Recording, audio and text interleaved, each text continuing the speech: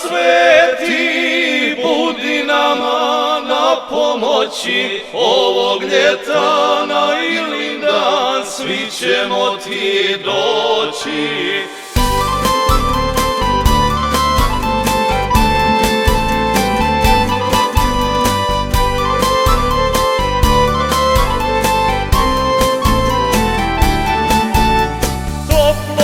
To kada dođe, moje misli otputuju crkvi Svetoga Ilije, gdje se snovi ostvaruju.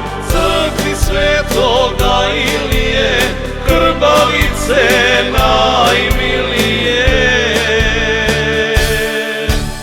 O Ilija sveti, budi nama na pomoći, ovog ljeta na Ilindan svi ćemo ti doći. Da nam crkva tvoja ponovo zablista, ne čekamo bolje dane nego vaskrsenje Hrista.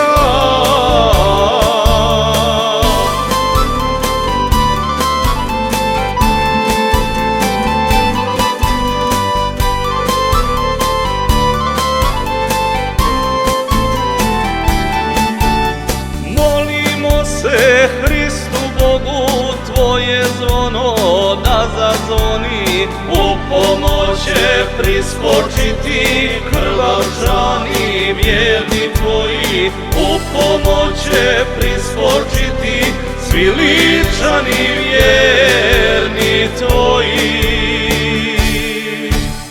O Ilija sveti, budi nama na pomoći, ovog ljeta na Ilindan svi ćemo ti doći. Da nam crkva tvoja ponovo zablista, ne čekamo bolje dane nego vaskrsenje Hrista.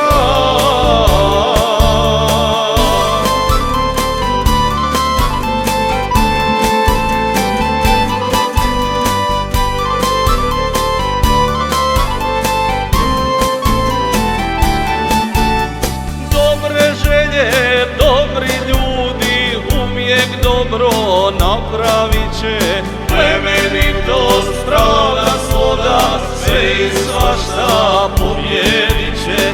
Plemenitost, pravda, sloga, nevjernike nadvladat će.